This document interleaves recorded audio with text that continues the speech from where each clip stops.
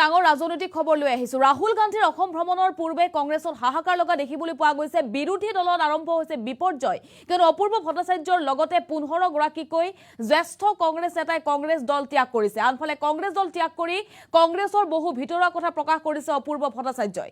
আমি জনাইছো ডাঙৰ খবৰ, ৰাহুল গান্ধী যেটো অসমলৈ আহিব, ৰাহুল গান্ধীৰ অসম ভ্ৰমণৰ পূৰ্বে কংগ্ৰেছ দল বহু জ্যেষ্ঠ নেতা ত্যাগ কৰা দেখিবলৈ পোৱা গৈছে। কংগ্ৰেছৰ বিপৰ্যয় আৰম্ভ হৈছে। কংগ্ৰেছ ত্যাগ কৰি বহু ভিতৰুৱা কথা প্ৰকাশ কৰিছে অপূৰ্ব ভট্টাচাৰ্যই। কংগ্ৰেছত আমাৰ দৰে সাধাৰণ কৰ্মীৰ প্ৰয়োজন নাই বুলি মন্তব্য কৰিছে। লগতে কংগ্ৰেছত থাকি আশা সপোন সকলো শেষ হৈ গৈছে বুলি অপূৰ্ব ভট্টাচাৰ্যই মন্তব্য কৰিছে। অসম কংগ্ৰেছক নিষেধ কৰাৰ বাবে দিল্লীৰ হাই কমাণ্ডে যথেষ্ট বুলি অপূৰ্ব ভট্টাচাৰ্যই মন্তব্য কৰিছে। যোৱা 4টা নিৰ্বাচনত প্ৰাৰ্থী হোৱাৰ যোগ্য নহলো, এই মন্তব্য অপূৰ্ব ভট্টাচাৰ্যৰ দল ত্যাগ কৰাৰ পাছত এই মন্তব্য। কংগ্ৰেছ দলক লৈ সপোন দেখাৰ কোনো পথ নাই বুলি মন্তব্য কৰিছে জ্যেষ্ঠ নেতাগৰাকীয়ে। আৰু কালি পৰহি দলত যোগ দিয়া লোকে নীতি নিৰ্ধাৰণ কৰে, কংগ্ৰেছ দলৰ নীতি নিৰ্ধাৰণ কৰে নতুন একাংশ লোকে। অপূৰ্ব ভট্টাচাৰ্যই অগপত যোগ দিয়াৰ সম্ভাৱনা আছে। অগপৰ শীৰ্ষ নেতৃত্বই অপূৰ্ব ভট্টাচাৰ্যৰ সৈতে যোগাযোগ কৰা বুলি জানিবলৈ পোৱা গৈছে। আনফালে ৰাহুল গান্ধীৰ অসম ভ্ৰমণৰ পূৰ্বে মাজুলীত কংগ্ৰেছৰ খহনীয়া দেখিবলৈ পোৱা গৈছে। কেইবাজনো জ্যেষ্ঠ কংগ্ৰেছ নেতাই বিজেপিত যোগ দিছে। লোহিত খাবলু পঞ্চায়তৰ 15 গৰাকী জ্যেষ্ঠ কংগ্ৰেছ কৰ্মীয়ে যোগ দিছে বিজেপিত। ইতিমধ্যে তেওঁলোকে আনুষ্ঠানিকভাৱে কংগ্ৰেছ ত্যাগ কৰিছে। কংগ্ৰেছ ত্যাগ কৰি একাংশ লোকে বিজেপিত যোগ দিয়া দেখিবলৈ পোৱা গৈছে। মাজুলীত বৃহৎ যোগদান কাৰ্যসূচী আয়োজন কৰা হৈছে। আৰু এইসকল কংগ্ৰেছ কৰ্মীয়ে মাজুলীত যথেষ্ট গুৰুত্বপূৰ্ণ ভূমিকা পালন কৰি আহিছিল। তেওঁলোক জ্যেষ্ঠ কংগ্ৰেছ কৰ্মী। দীৰ্ঘদিনৰ পৰা তেওঁলোকে কংগ্ৰেছ দলৰ নিজৰ ভূমিকা তেওঁলোকে পালন কৰি আহিছিল। কিন্তু ৰাহুল গান্ধীৰ অসম ভ্ৰমণৰ পূৰ্বে ৰাহুল গান্ধীক চেলেঞ্জ দিয়া লোকে বিজেপিত যোগ দিয়া দেখিবলৈ পোৱা গৈছে। বিজেপিৰ প্ৰতি আকৃষ্ট হোৱা দেখিবলৈ পোৱা গৈছে এইসকল লোক। আৰু মাজুলীত কংগ্ৰেছ শূন্য হোৱাৰ দিশে অগ্ৰসৰ হৈছে। মাজুলীত যিসকল জ্যেষ্ঠ নেতা 15 গৰাকীকৈ, এগৰাকী দুগৰাকী নহয়, 15 গৰাকীকৈ জ্যেষ্ঠ নেতাই কংগ্ৰেছ ত্যাগ কৰি বিজেপিত যোগ দিছে। আৰু বিজেপিৰ তৰফৰ পৰা এওঁলোকক উষ্ম আদৰণি জনোৱা দেখিবলৈ পোৱা গৈছে। আজিৰ দিনটোত যিহেতু অপূৰ্ব ভট্টাচাৰ্যই কংগ্ৰেছ ত্যাগ কৰাৰ পাছৰে পৰা ৰাজনৈতিক মহলত প্ৰতিক্ৰিয়া সৃষ্টি হৈছে। অপূৰ্ব ভট্টাচাৰ্যই সংবাদমেল যোগে কেইবাটাও গুৰুত্বপূৰ্ণ ঘোষণা কৰিছে। এই মুহূৰ্তত আমি অপূৰ্ব ভট্টাচাৰ্যৰ মন্তব্য আপোনালোকলৈ আগবঢ়াইছো।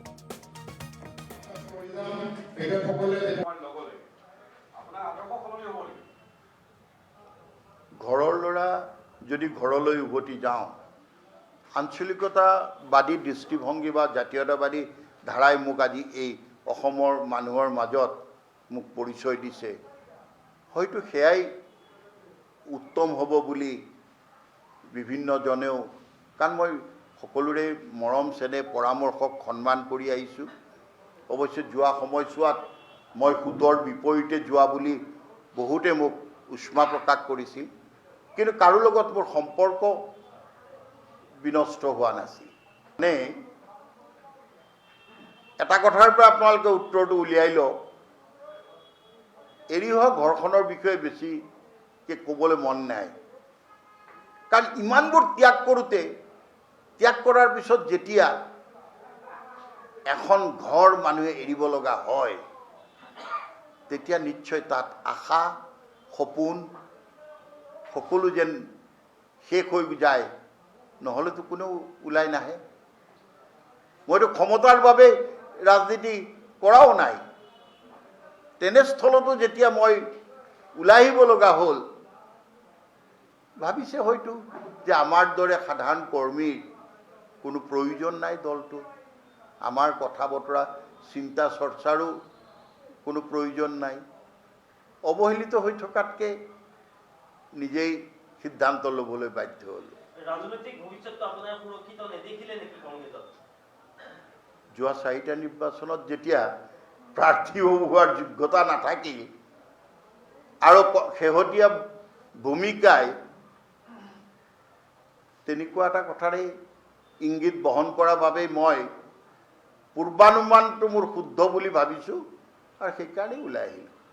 আজিতে নকওঁ দিয়ক, মই মোৰ ৰাজনৈতিক পৰৱৰ্তী ঘৰখন ঠিক কৰি লওঁ। আজিতে ক'লে তেওঁলোকে ক'ব হতাশগ্ৰস্ত মানৰ। আৰু অৱশ্যে কংগ্ৰেছ বহুত শক্তিশালী দল, মহাসাগৰ, তাৰ পৰা এচলু পানী ওলাই গৈছে, তাততো কি আহে যায়। কিবা বুটনি দিবলৈ গৈছিলে নে আপুনি আপোনালোকে তেতিয়া সভাপতিকে ধৰি জ্যেষ্ঠসকলে আপোনাক লগত যোগাযোগ কৰিছিল নেকি আপুনি বুটনি মানে যাব নালাগে থাকক ভাল দিন আহিব এনেকৈ কিবা কৈছিলে নে মানে তেওঁলোকে সেই সলনি এনেকুৱাকৈ বুজাবলৈ লাগিল যে নিৰ্বাচন আহি আছে, প্ৰচাৰ চলাব লাগিব, আপুনি এজন ভাল বক্তা। সেইখিনিতে ৰৈ গ'ল।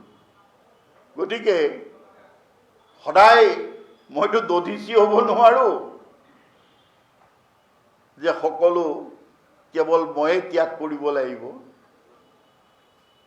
কোনটো নিৰ্বাচনী ফলাফল ওলোৱাৰ দিনাখন, সেইদিনাখন কিন্তু সেইসকল নাথাকে যিসকল নীতি নিৰ্ধাৰণ কৰিবলৈ যিসকলৰ নাম লিপিবদ্ধ হৈছে।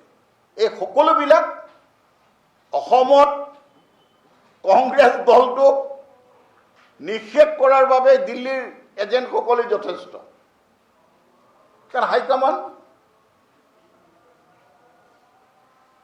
মানে no one can raise their voice against them.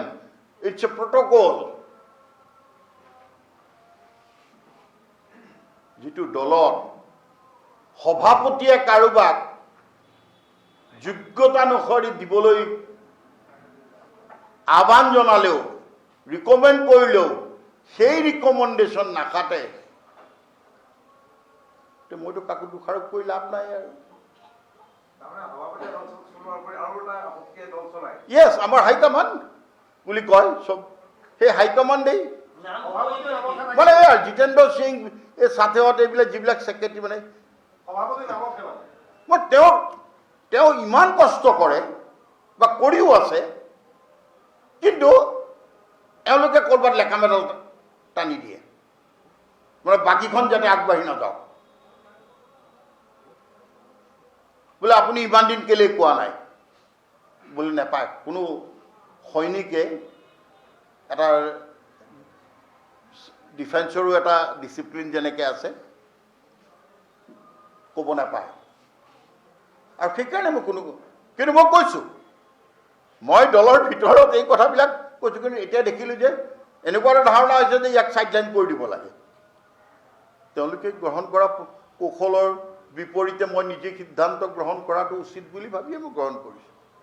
2004 চনৰ মই যেতিয়া অসম গণ পৰিষদ দলত যোগদান কৰিছিলোঁ, সেইদিনাখন অসম গণ পৰিষদ ক্ষমতাত নাছিল, 1 নম্বৰ। আৰু কংগ্ৰেছ দলত যোগদান কৰাৰ সময়ত তেতিয়া কংগ্ৰেছৰ পৰা এটা শক্তিশালী দল বিষেদগাৰ কৰি ওলাই যোৱাৰ সময়ত মই যোগদান কৰিছিলোঁ। ৰাজনীতি কোনেও সন্যাসীও আহি ৰাজনীতি কৰিছে, ক্ষমতাৰ কাৰণে নিৰ্বাচনত নামিছে। তেনেস্থলত মইতো তেজ মঙহেৰে গঠিত মানুহ, মোৰতো সপোন থাকিবই। কিন্তু মই সপোনটোক এনেকুৱা স্তৰলৈকে নিয়া নাই যে একেবাৰে লক্ষ্যবিহীন, উদ্দেশ্যবিহীন বা আদৰ্শবিহীন। নাজানো, বাকীখিনি জনতা জনাৰ্দনে নিৰ্ণয় কৰিব।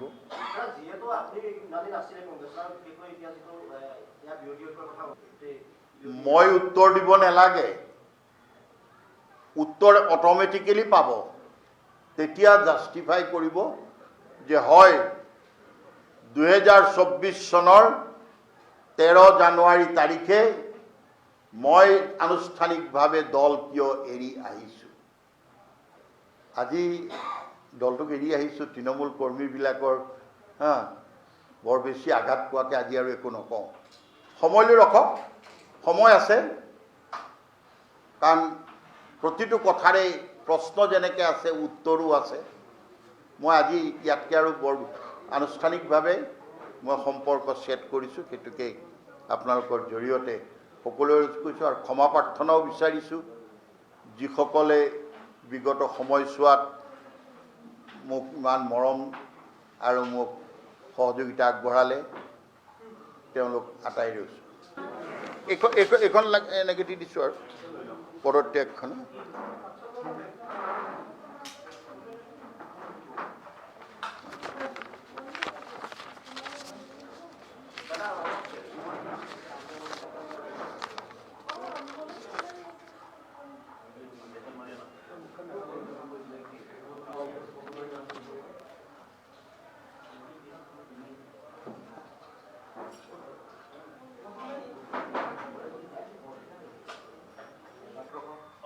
যোগাযোগ কৰিছে বুলি আপোনাৰ চৰ্চা চলি আছে। বিভিন্ন কেইবাগৰাকী মন্ত্ৰী আপোনালোকৰ প্ৰায়ে কথা পাতি আছে, গম পোৱা গৈছে বিষয়টো। গতিকে ঘৰৰ ল'ৰা মানে ঘৰলৈ উভতি যাব নেকি? বিষয়টো অস্বীকাৰ কৰিব পৰা বিধৰ নহয় যদিও সঁচাকৈ ঘৰলৈ ঘূৰি যোৱাৰ আহ্বান আহিছে আৰু দুদিনমান অপেক্ষা কৰক। আপোনালোকক মোৰ চূড়ান্ত সিদ্ধান্তটো আপোনালোকৰ জৰিয়তেই মই সদৰি কৰিম। কিন্তু এইটো কথা ঠিক যে মই যিহেতুকে এটা ঘৰ এৰি আহিছিলোঁ এদিন, আৰু এৰি অহাৰ দিনাখন বৰ্তমানৰ নেতৃত্ব নাছিল। মই লুইতখাপলি গ্ৰাম পঞ্চায়তৰ পাতৈছোঁ বাসিন্দা হয়। মই ডিষ্ট্ৰিক্ট যুৱ কংগ্ৰেছৰ সাংগঠনিক সাধাৰণ সম্পাদক হিচাপে কাৰ্যকৰ দায়িত্ব পালন কৰি আছিলোঁ। কিন্তু ভাৰতীয় জনতা পাৰ্টীৰ নীতি আৰু আদৰ্শৰ প্ৰতি আকৃষ্ট হৈ উন্নয়নৰ স্বাৰ্থত মই আজি কংগ্ৰেছ বিজেপিৰ দলত যোগদান কৰিছোঁ। লগতে নৰেন্দ্ৰ মোদী ডাঙৰীয়াৰ নেতৃত্বৰ লগতে হিমন্ত বিশ্ব শৰ্মা ডাঙৰীয়াৰ নেতৃত্বৰ উন্নয়নৰ যি গংগা পৰিছে, এইটোৰ প্ৰতি চবেই কংগ্ৰেছৰ বহুতে যোগাযোগ কৰি আছে মোৰ লগত। এতিয়া কংগ্ৰেছ এৰি ভাৰতীয় জনতা পাৰ্টীত যোগদান কৰিব। গতিকে মই উন্নয়নৰ স্বাৰ্থত একো ক'ব নাযাওঁ। I am very happy. Rahul Gandhi আহিব কৈছে মাজুলীত, কিন্তু ৰাহুল গান্ধীৰ অৱদান কি আছে মাজুলীত, গান্ধী পৰিয়ালৰ অৱদান কি আছে মাজুলীত, সকলোৱে জানে।